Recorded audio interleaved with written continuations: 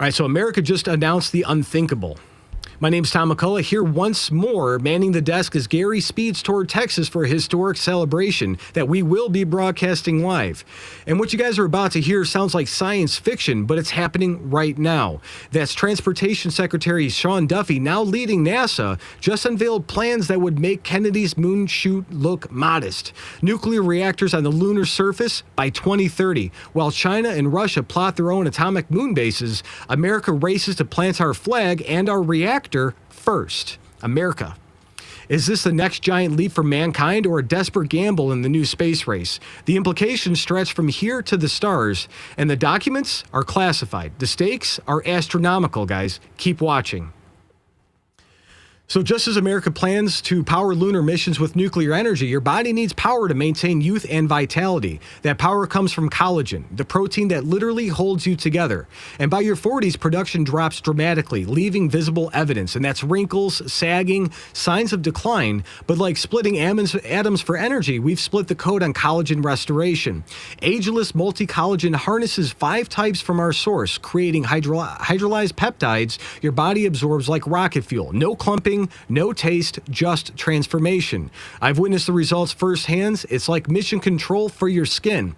Plus, every order feeds hungry children through nokidhungry.org. Launch your restoration at healthwithgary.com. 51% off, free shipping, and a 60-day guarantee. So again, visit healthwithgary.com today.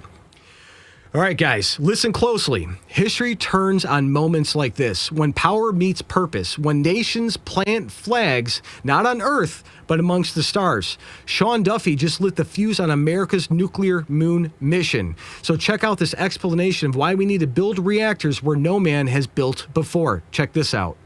We have some news right now. The United States will be building the first ever nuclear reactor on the moon. That is the first act by Acting Secretary of NASA and the acting administrator of NASA, Sean Duffy, who's also the Secretary of Transportation. According to Politico, this appears to be his first major action leading NASA.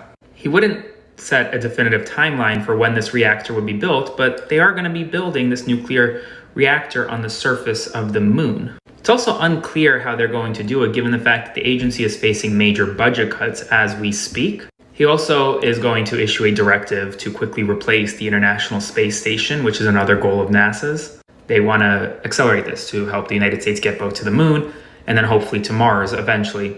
It is interesting, though, that we are now planning on building a nuclear reactor on the moon while also cutting Medicaid and SNAP here at home. So spread the word. I'll do a full breakdown on my Substack, linked in bio, so subscribe for free. And as always, follow along for all the news you need to know about. More to come soon.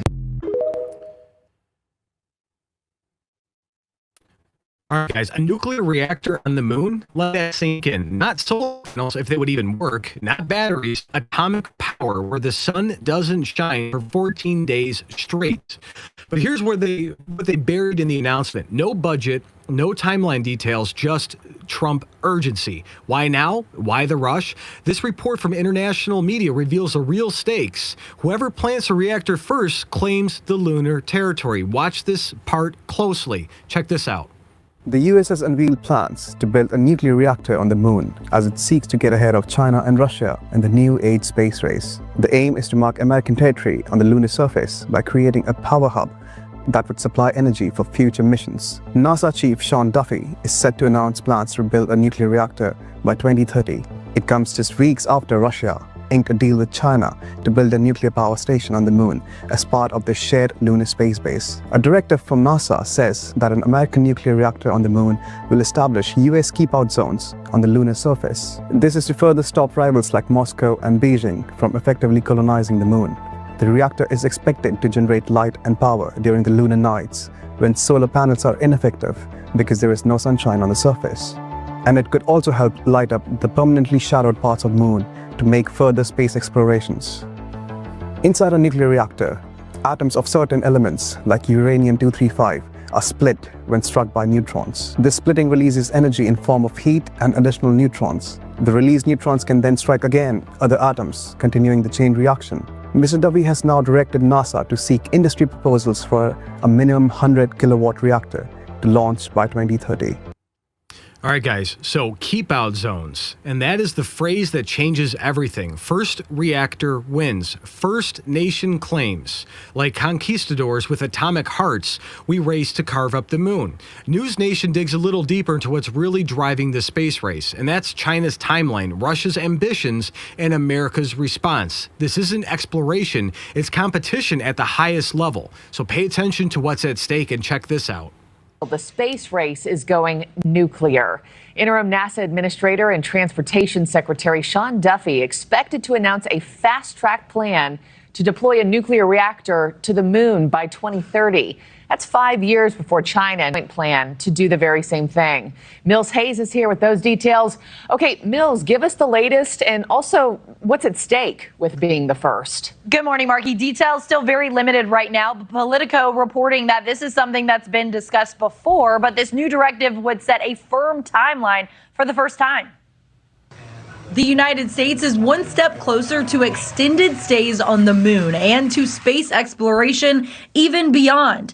Politico is reporting that Secretary Sean Duffy is going to announce plans to build a nuclear reactor on the moon. NASA had been working towards having a 40 kilowatt reactor on the moon, but Duffy's plan is reportedly to get proposals for a 100 kilowatt reactor to launch by 2030. Well, having nuclear power in space is really important for any human exploration beyond low Earth orbit because the moon has 2 weeks of day, but then it has 2 weeks of night.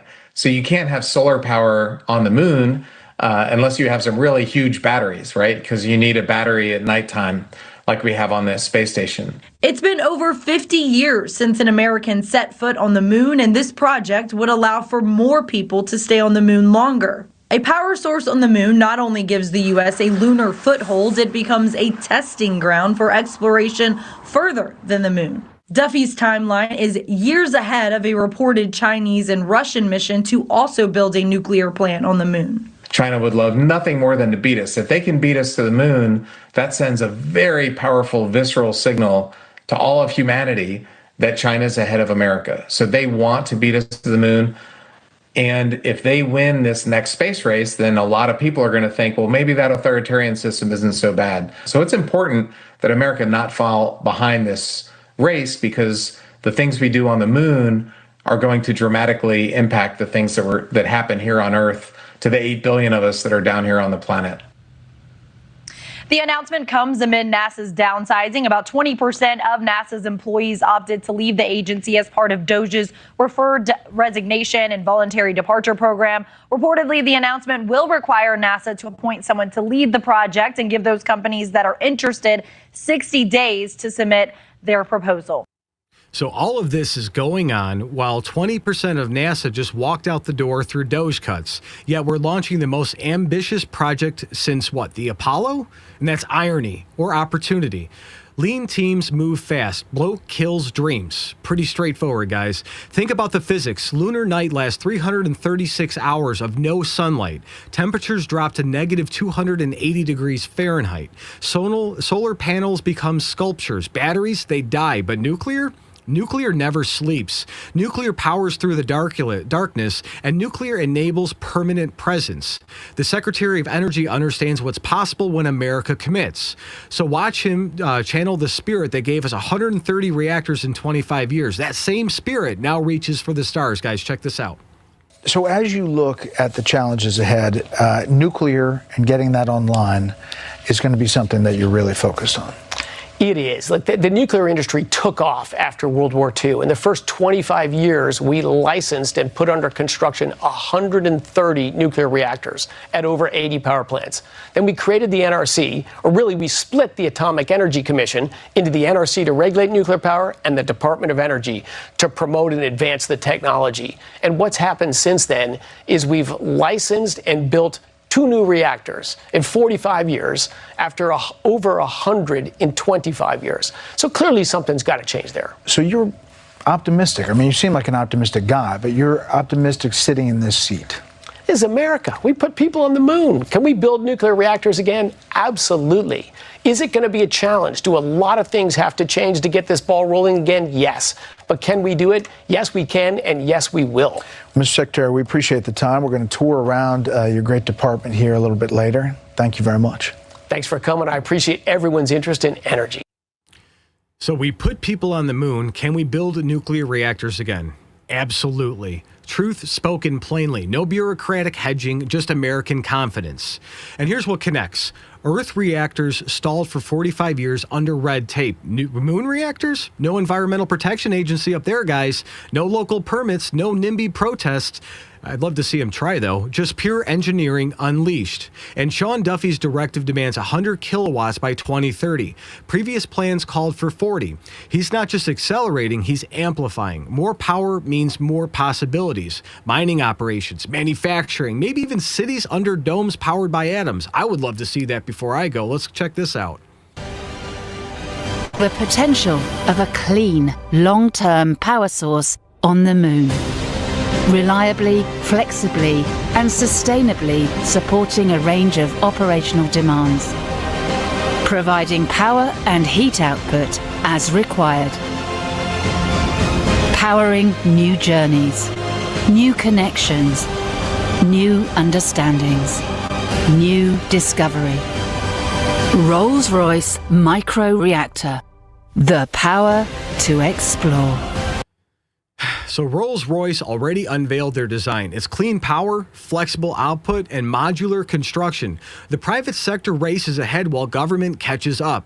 That's the American way. Business leads and bureaucracy, they follow. But let's ask hard questions. Medicaid faces cuts, SNAP shrinks, infrastructure crumbles, yet we fund moon reactors? Some see contradiction, others see strategy, because whoever controls space controls Earth's future. And China? They know this the best. Their moon landing planned for 2030, same years as our reactor? Is that a coincidence, guys? No way. They want to beat us there, plant their flag, claim their zones, and write the rules for lunar war.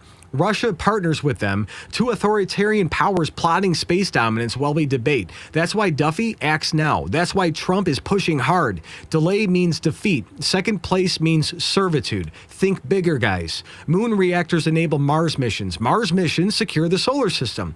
The high ground isn't a mountain anymore. It's literally infinity itself. Nations that master space, they master everything. The technology exists. We split atoms 80 years ago. We walked on the moon 55 years back. Combining both? That's not impossible. That's inevitable. The only question, whose flag flies besides that reactor? Critics worry about weaponization, and that's a valid concern.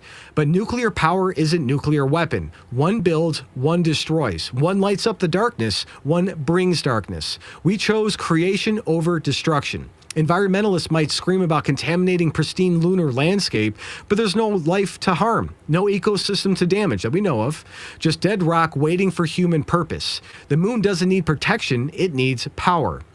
So this mission transcends politics. Democrats, Republicans, irrelevant labels when species survival is on the table. Because that's what space represents. Backup for humanity. Insurance against extinction. Eggs in literal cosmic baskets. So if you guys got value from this report, tap subscribe. My final thought is next. So, this decision defines our generation. Will America lead humanity to the stars or watch from Earth as others claim the cosmos? The moon reactor isn't just technology, it's testament. Proof we still possess the spirit that conquered frontiers, split atoms, and touched heaven itself.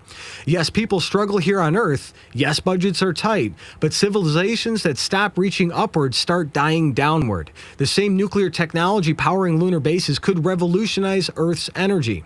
The mining technology for lunar resources could feed Earth's industries. Investment above pays dividends below. And history judges harshly those who choose comfort over conquest, safety over stars. Our ancestors crossed oceans on wooden ships, and we're going to cross space on nuclear power. That's evolution, and that's destiny. So here's the question. Should America prioritize a nuclear moon base even during budget cuts or focus solely on Earth's problems? Yes or no? Mission control needs your input, guys. So support explorers, not explainers. Next News merch is in the description, guys. Check it out. This is Tom McCullough. Over and out, guys. God bless.